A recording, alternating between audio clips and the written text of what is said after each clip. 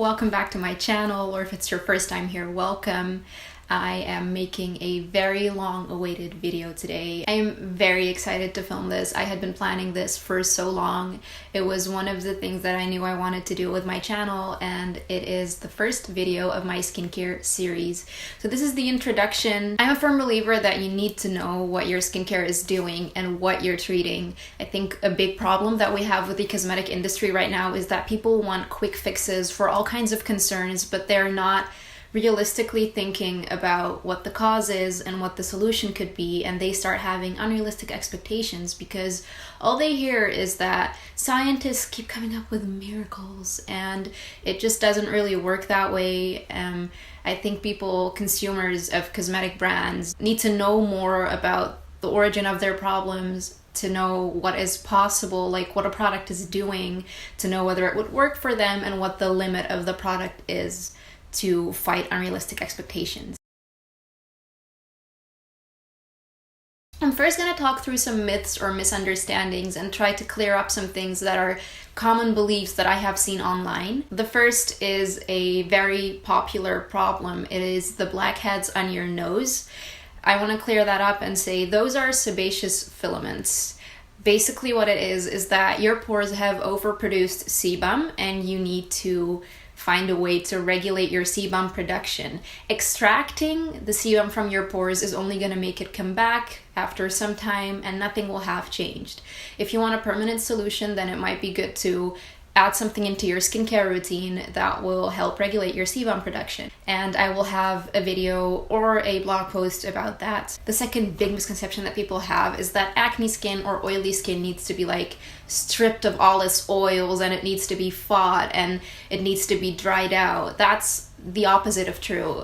The truth is that as soon as you start stripping your skin of its oils, then it's going to start overcompensating for the oils you're lacking, and you'll only end up with more oily skin. Stripping your skin of its oils can be really counterproductive. It can be very irritating as well, and it will only make your problems worse. People with oily skin also tend to think their skin does not need to be moisturized or hydrated. That is not true. Just because your skin is oily does not mean that you do not need any oils or any moisture. Oily skin people actually sometimes have dehydrated skin, which makes their skin even oilier and makes them more prone to blemishes, and applying oils to oily skin is not always a bad thing. For example, rosehip seed oil is an oil that benefits a lot of oily and acne skinned people. Then the next thing that I hear a lot, and it always kind of pisses me off because, you know, you're selling people lies, you're selling people you're selling people hope, and it's just so unfair. Aloe vera and rose water will not cure your acne. They are both good for the same thing. They are very soothing and hydrating. And while hydration is really important,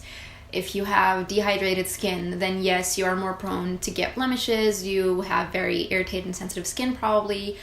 But the thing is, it's not the aloe vera or the rose water that are going to cure your acne if you have severe acne. They're treating one of the possible factors that cause your acne, but the chance that rose water or aloe vera alone will cure your acne are really slim. You should know that they are very good things to have in your skincare routine, like a rose water spray or a aloe vera gel. They can be very good things to have in your routine for hydration, and I highly recommend using them actually, especially if they are unscented and natural, but don't expect them to take care of your blemishes because they're just not going to do that. And just like the rose water and the aloe vera, no over-the-counter product is going to be like a magic cure-all for your problems. People have different skin needs and different skin concerns. They have different skin types, different sensitivities and allergies. No over-the-counter product is going to be able to combat all of your needs for everyone. There is no such thing as a miracle product. You have to think about what the product will do for you, and selling people the idea that this one product is the reason that their skin is good. Like, for example, people saying, I use Nivea cream every morning and every evening and my skin looks perfect. Like, that doesn't mean that Nivea cream is necessarily a perfect product. That just means that your skin is very uncompromised, you have very good genes, and you need no more than a little moisturization and protection for your skin to perform well. That does not make Nivea cream a cure-all. That does not make Nivea cream like this magical skin product. And you have to really be critical when people make big claims like that. Moving on from magical products in general to a magical product that I hear about a lot that I really don't agree with. Bio oil is really not that amazing. It's an oil that doesn't really have anything special in it. And it does have mineral oil, which is not the best ingredient to have in skincare. Mineral oil also has really large molecules. Because the molecule size is so big, other things cannot get through anymore. So bio oil, well, if it's the last step in your routine, and you have a really simple routine and you feel like the oil is working well for you, then go for it, keep using it. There's no problem with continuing use of it, but don't put anything over top because it's not going to be able to absorb, and don't expect it to take care of scars. People who say that bio oil cured their scars, or like bio oil made their scars fade, that was just your skin healing. Bio oil did not contribute to that in any way other than keeping your skin like probably a little hydrated or moisturized. So take into consideration that bio oil definitely does not fade scars and does not fade stretch marks. And I find it very harmful how they make those claims, and I don't know why they get away with it when it's been debunked by so many people already, because you're targeting one of the most sensitive audiences. People who are insecure about stretch marks and scars are often very, very insecure about it, and they will look for anything to make it go away. So to sell them such an overpriced oil that really does not do anything for them, I find it a really bad practice. I cannot support that. And like I said, if it's working for you, then keep using it. Definitely make it the top layer of your skincare if it fits into your skincare routine like that, so it doesn't block anything else. But I just don't agree with telling people to buy an overpriced oil that sells them lies. The next thing that people tend to think, which is something really interesting actually, expensive skincare products are not always better. A lot of people tend to think that because why else would you be paying so much? Good ingredients can be expensive, and while good ingredients can be expensive, a lot of things really aren't that good. Look at Chanel skincare, look at La Mer skincare. It has so much fragrance in it that for most people, like Stephanie Nicole said she would only use it on her feet. I think that says a lot for products that can be up to 100 or 150 euros. It's definitely not worth it to me. I think you have to consider the ingredients in there, and luxury brands often tend to include ingredients that are just there to heighten your personal experience, but your experience as someone who does not understand skincare, the things that heighten your experiences are like a really good smell or a really good feeling, but that doesn't necessarily mean that it's beneficial to the ingredients and the way that the ingredients work. Like you can load something with scent, but that's only gonna irritate most people. You can make a cream really soft and like smooth to apply, but maybe you put something in there to smoothen it that makes the ingredient, the active ingredient, penetrate less well. You have to know that getting an entire routine of La Mer or an entire routine of Chanel or Estee Lauder is definitely not the answer to your problems. Throwing money at things is not the answer to your problems unless you're throwing that money at a dermatologist. Something that I also see happen a lot is that people think that they do not have to wear sunscreen. Sunscreen is necessary unless you're indoors and not in the sun at all. So I know that a lot of people don't wear sunscreen in the winter, and a lot of people don't wear sunscreen on their faces. I know that SPF gives you a flashback, so if you're going to an event in the evening, then no, don't wear SPF. If you're going to an event with flash photography during the day, then I can understand that you wouldn't want to wear SPF. But if you have a routine with acids, if you have a routine with retinol or something like that, then you're gonna need SPF. And in any other occasion, please just use SPF. Sun damage is one of the largest contributors to signs of aging. It also helps prevent hyperpigmentation.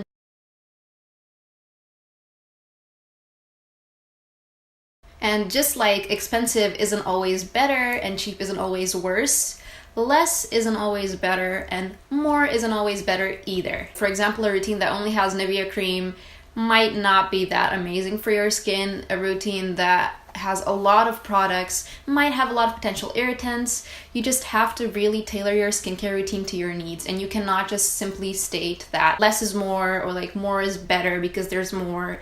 It just does not work like that. It's way more complicated. And what I want my content to help with is to make you realize what concerns you have and how to help your skin.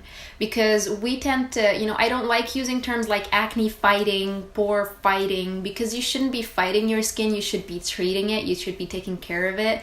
You should be helping it perform well.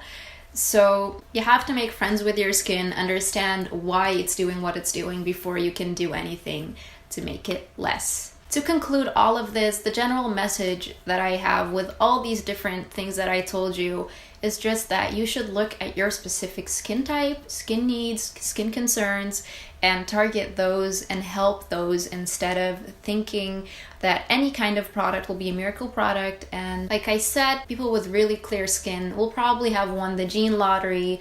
It will not be because of one product, and it is way more beneficial to, instead of looking at someone's current good skin, to look at how their skin used to be. Because if the way their skin used to be matches yours, then you guys can benefit each other.